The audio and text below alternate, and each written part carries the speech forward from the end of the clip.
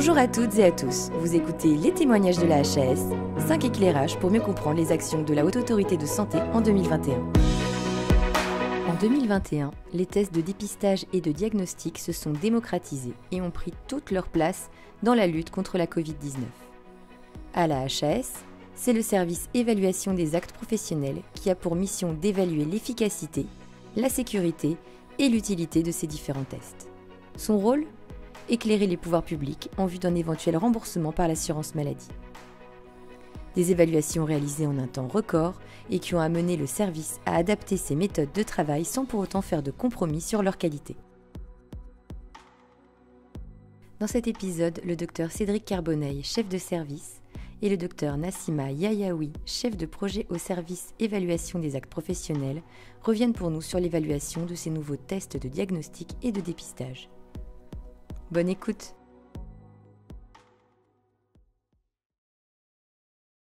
Nous avons été effectivement en charge de l'évaluation des tests de diagnostic et de dépistage du SARS-CoV-2 lors de la crise Covid, donc en contexte d'urgence, ce qui a rendu nécessaire d'évaluer ces actes très rapidement, 12 fois plus rapidement que la normale, pour répondre aux besoins du ministère de la Santé.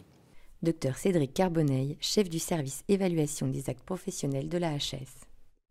Pour répondre à ce défi d'urgence, tout en garantissant la qualité de nos évaluations, en respectant les valeurs fondamentales de la HAS sur l'expertise scientifique, la transparence et l'indépendance, nous avons adapté nos méthodes d'évaluation. Avec, dans un premier temps, la constitution, dès le début de la crise, d'un pool d'experts pluridisciplinaires, particulièrement disponibles et réactifs, que nous tenons à remercier et qui nous ont permis de garantir cette qualité de l'évaluation. Par ailleurs, nous avons échangé quasi quotidiennement avec l'ensemble des institutions impliquées dans la gestion de la crise, que ce soit l'Agence nationale de sécurité du médicament, le ministère de la Santé, l'assurance maladie, les centres nationaux de référence ou les organismes professionnels. Ce contexte d'urgence nous a également contraints à augmenter le temps de travail des collaborateurs impliqués sur l'évaluation de ces tests de diagnostic et de dépistage, de trouver d'autres façons de travailler, notamment en mutualisant les évaluations, en impliquant plusieurs chefs de projet sur chaque évaluation, et notamment pour analyser la littérature scientifique. Il nous a fallu aussi analyser en temps réel cette littérature scientifique grâce à des systèmes de veille bibliographique, grâce à l'analyse d'articles avant leur publication et également grâce à l'analyse des données directement transmises par les industriels. Nous avons également utilisé des outils méthodologiques permettant de rendre des avis plus robustes et plus rapidement, comme les méta-analyses. Grâce à l'ensemble de ces mesures, nous avons pu anticiper, être très réactifs face aux saisines émanant du ministère, ce qui nous permettait de rendre des avis extrêmement rapidement, parfois en moins de 24 heures. À l'issue de cette crise, nous allons pouvoir pérenniser les bonnes pratiques et nouvelles méthodes acquises tout au long de cette crise sanitaire, notamment la mutualisation du travail entre les collaborateurs, la systématisation des méta-analyses et les nouvelles modalités de sollicitation des experts, de façon à pouvoir désormais rendre des avis plus rapides et plus robustes. En 2021, la HAS a notamment évalué les tests antigéniques sur prélèvement nasal. D'abord réalisés en pharmacie, ils ont ensuite fait leur entrée au domicile des Français en tant qu'autotest. Le Dr Nassima Yayaoui, chef de projet au service évaluation des actes professionnels à la HAS, revient pour nous sur les différentes étapes de ces évaluations.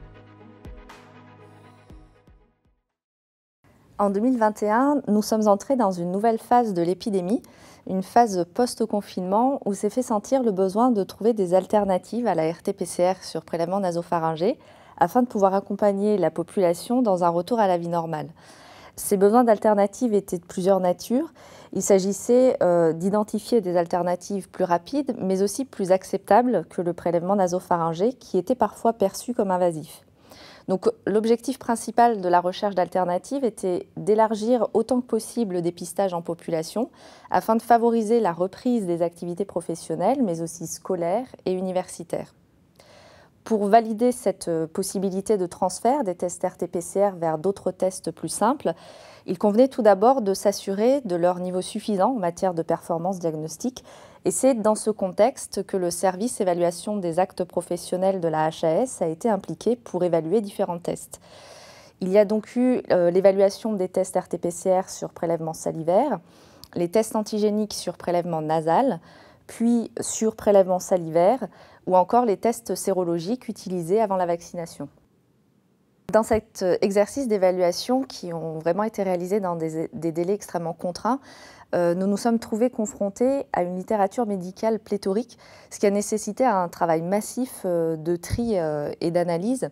Et comme le disait Cédric tout à l'heure, pour réaliser une telle somme de travail en un temps record, nous avons dû mettre en place un véritable travail d'équipe en mobilisant de nombreux chefs de projet sur un même sujet.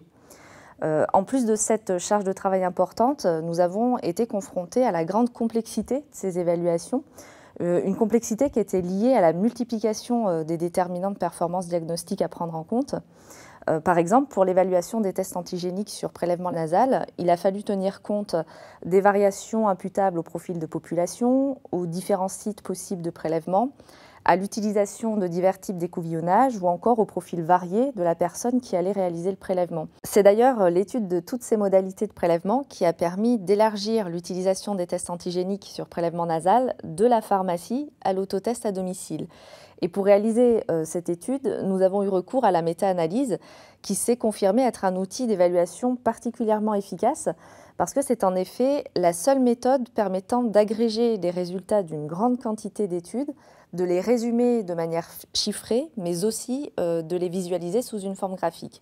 Et par rapport à tous ces aspects, nous pouvons vraiment affirmer que la méta-analyse a été d'un intérêt capital pour l'évaluation des tests de détection de SRAS-CoV-2. L'utilisation des méta-analyses ne peut qu'être poursuivie et même favorisée dès que possible au sein du service évaluation des actes professionnels pour les études à venir.